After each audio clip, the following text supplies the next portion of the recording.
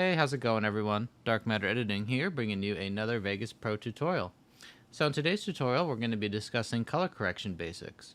So in future videos, we're going to get into more advanced discussions, but I kind of wanted to do a basic tutorial first, just so we get the principles down.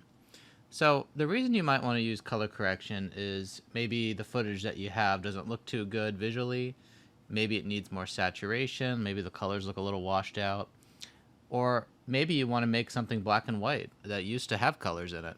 So there's a lot of versatility here, and that's kind of why I use this on a day-to-day basis when I'm editing. So to start off, let's go ahead and take a look at what to do first. So there's a lot of plugins out there, and even Vegas, without any third-party plugins, has a great color corrector mode, and that's actually found down here in the bottom right where it says color grading. You can hit Alt-G, and that will pull that menu up. But because that's a little bit more advanced, I'm not going to actually get into that in this tutorial. What we're going to do first is learn how to use the basic plugins. And usually the older versions of Vegas will have this as well. So if we come on over here, we want to make sure we've selected the Video Effects tab. After we've done that, we can type in what we're looking for. So let's start off with the simple tool. So type in color. I'm just going to do COR, and that will bring up two options. Now I do have some third-party plugins in here, so you may not see these.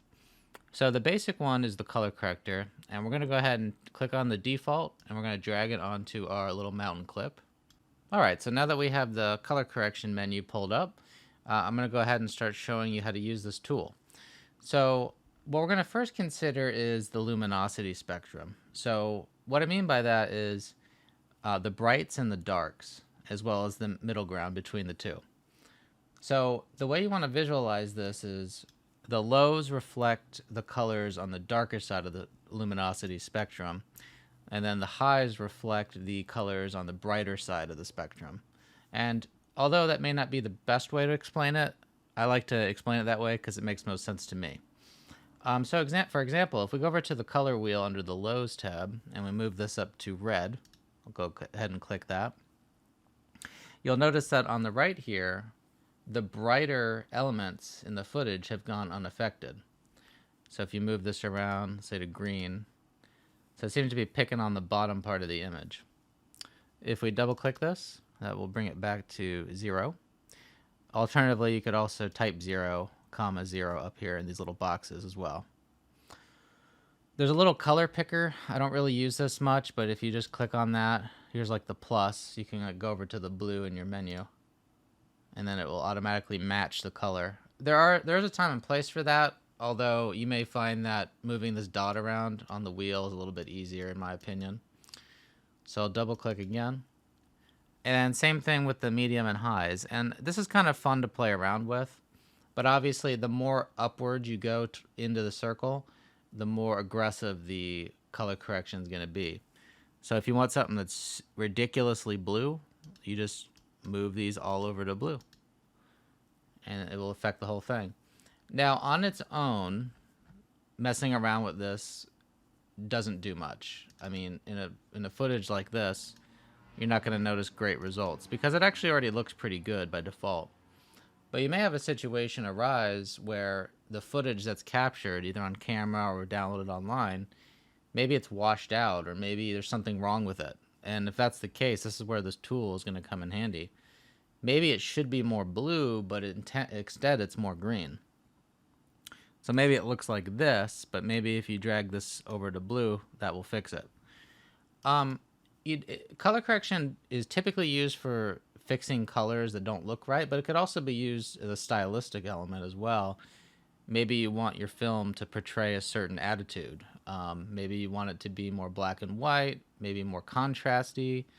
So kind of playing with these dials can really give you an effect that you're looking for. If you drag all the way down, you'll see a saturation bar. And if we drag this all the way to the right, you'll notice that the colors are going to be more vibrant. And that's kind of what this is for. Because you could have a piece of footage, for example, that just is really washed out. And I can show you what that looks like just by dragging this meter over a little bit more. Now you'll see on the right that the colors don't look good. So playing with this bar can really give you the look you're going for. And then if we go up to the top right, we have a gamma, a gain, and an offset. Gamma is kind of like a brightness setting, so going up and down on that can help your footage.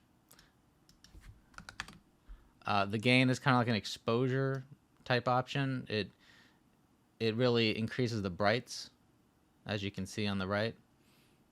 I'll go back to 1.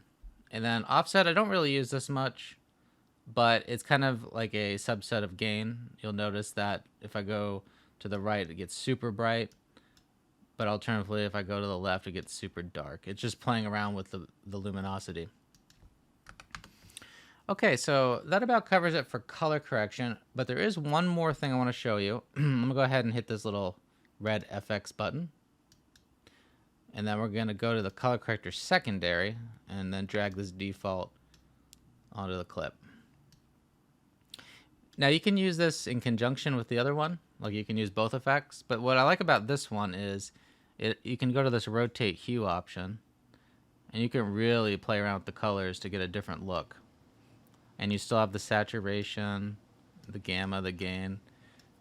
But I use this one mostly if I'm going for like a cyberpunk type of vibe, or maybe your clip already looks like a cyberpunk and you want to kind of make it look more realistic.